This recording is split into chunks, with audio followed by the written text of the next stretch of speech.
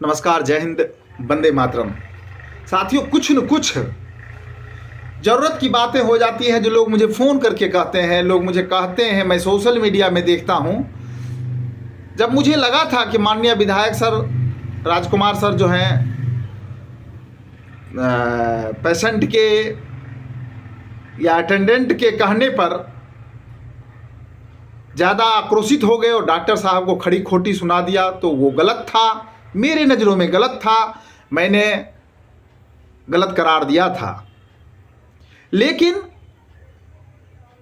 प्रतिक्रिया में माननीय विधायक ने भी कहा था कि चलिए ठीक है, मुझे तो पेशेंट का दर्द और उनके अटेंडेंट का दर्द था, जनता के दर्द को हमने आक्रोश के रूप में, डॉक्टर साहब भी प्रतिक्रियात्मक ढंग से बोलते गए तो मैंने बोल दिया। फिर एफआईआर आईएमए के द्वारा कर दिया गया।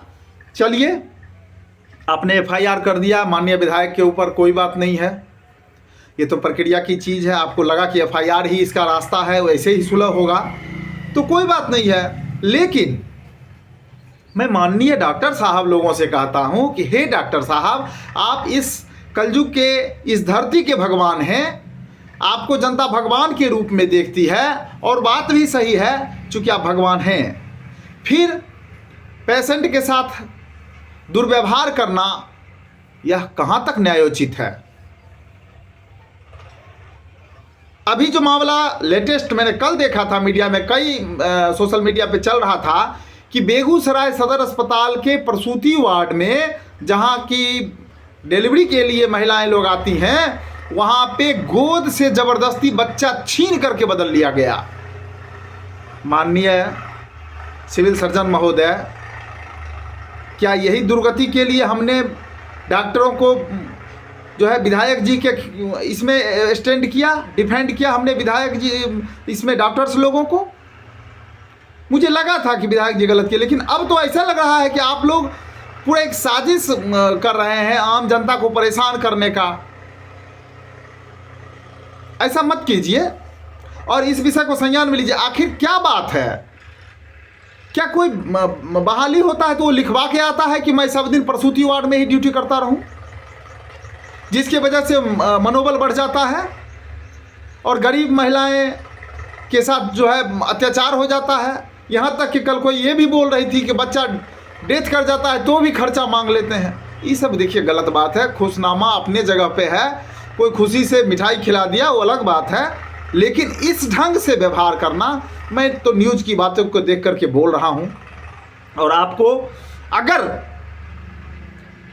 माननीय विधायक के बातों से तकलीफ है तो हमारे इन बातों से और सोशल मीडिया की बातों से भी तकलीफ होना चाहिए कि आप आखिर सदर अस्पताल के प्रसूति वार्ड में बच्चे को बदल क्यों दिया जाता है, ज़बरदस्ती पैसा क्यों लिया जाता है, मरे हुए बच्चे के भी परिवार से पैसा लिया जाता है, ऐसा क्यों?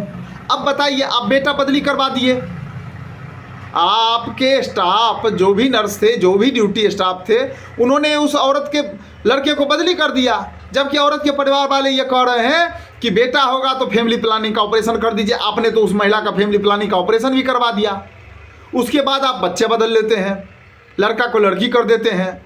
बहुत बहुत ही दयनीय स्थिति है। अगर इस ढंग की बात होती है तो आप एक एफआईआर किए हैं माननीय विधायक जी के ऊपर, इसमें तो सैकड़ों एफआईआर आम जनमानस के तरफ से आपके ऊपर हो जाएगा और सदर अस्पताल के ऊपर हो जाएगा। बहुत गलत बात है, ऐसा नहीं होना चाहिए। देखिए, जनता फर्स्ट, डॉक्टर्स का काम है जनता की सेवा करना। मेरे भी एक दामाद डॉक्टर हैं, शिशु रोग विशेषज्ञ हैं।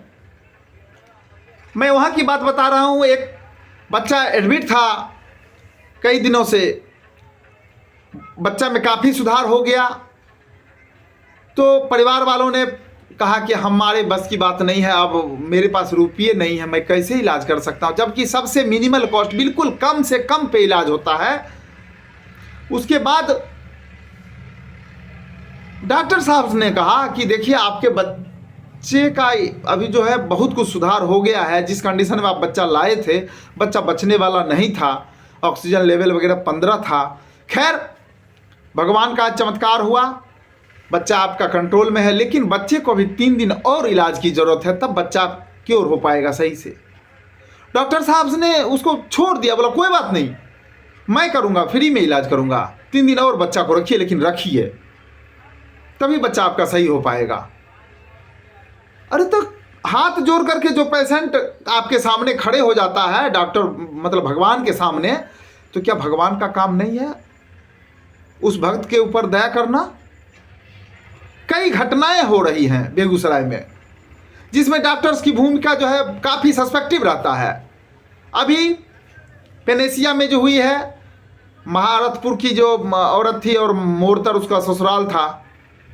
अब बताइए कितनी शर्मनाक बात, पेशेंट चल के आता है, डेड बॉडी निकल जाता है, क्या मतलब बनता है?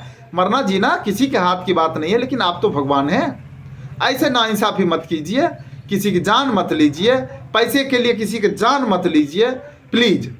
और अगर आपके पक्ष में जनता खड़ा होता है माननीय विधायक के खिलाफ भी कि विधायक जी ने ऐसा जो कृत्य किया है बातचीत के क्रम में डॉक्टर साहब के साथ, ऐसा नहीं करना चाहिए, तो आपका भी काम है कि जिले के सभी डॉक्टर्स को आप आईएमए एसोसिएशन के जो भी हमारे माननीय आदरणीय हैं, वो एक नोटिस, एक सर्कुलर टाइप का बनाए कि गरीबों का इलाज कैसे होना चाहिए, ज़रूरतमंद का इलाज कैसे होना चाहिए, किसी को परेशानी में ना डालें। बहुत ही चैनल है, पैसे की तो कोई कमी है नहीं आप लोगों के पास, अकूत धन है।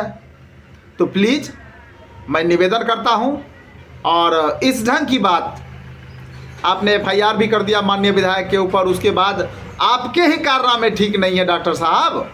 सदर अस्पताल के कृत्य को मैंने कल देखा है सोशल मीडिया पे कि जो है महिला का आप फैमिली प्लानिंग भी कर दिए उसको बेटा होने के बाद, अब बाद में आप बेटा ज़बरदस्ती उसके गोदी से छीन लिए। कितनी शर्म की बात है। आखिर ऐसा क्यों होता है? लगातार 4-4, 5-5 साल से जो ड्यूटी कर रही हैं प्रसूति में, वही ड्यूटी कर रही होंगी, ऐसा ही अनुमान मुझे लग रहा है, तभी इतना मनोबल बढ़ा हुआ है। मैं नहीं जानता कौन क्या है, लेकिन मुझे ऐसा लग रहा है, मुझे ऐसा अनुमान है कि जो लगातार ड्यूटी, चर्बी चढ़ जाना, इसी को कहते हैं चर्बी चढ़ जाना, कि काम नहीं करना और चर्बी चढ़ जाना कि भाई दबंगता है, हम तो भाई कहीं न कहीं पैसा देकर के ड्यूटी मैनेज कर लेंगे, हमारा ड्यूटी तो प्रसूति वार्ड में ही रहेगा, चूँकि वहाँ आमदनी टन गोपाल जो है तो कुछ ज़्यादा होता है। तो इस ढंग की बात मत कीजिए, इसको भी वर्कआउट कर लीजिए कि कौन ड्यूटी कितना दिन से कहाँ दे रहा है। ड्यूटी को रोटेशन जब कीजिएगा तो इस ढंग की बात नहीं होगी, बच्चा बदलने वाला, किसी के मरने, किसी की जान लेने वाला, फैमिली प्लानिंग में मिस हैंडलिंग, ये सब नहीं होगा। तो प्लीज़ बेगूसराय के सभी डॉक्टर्स से मेरा निवेदन है कि गरीबों का इलाज उसके अनुरूप कीजिए, पैसे का चिंता मत कीजिए, किसी की जान बचेगी, दुआ मिलेगा, भगवान देखने वाले हैं, सबको देखते हैं। इन्हीं चंद शब्दों के साथ मैं अपनी वाणी को विराम देता हूँ। नमस्कार, जय हिंद, वंदे मातरम।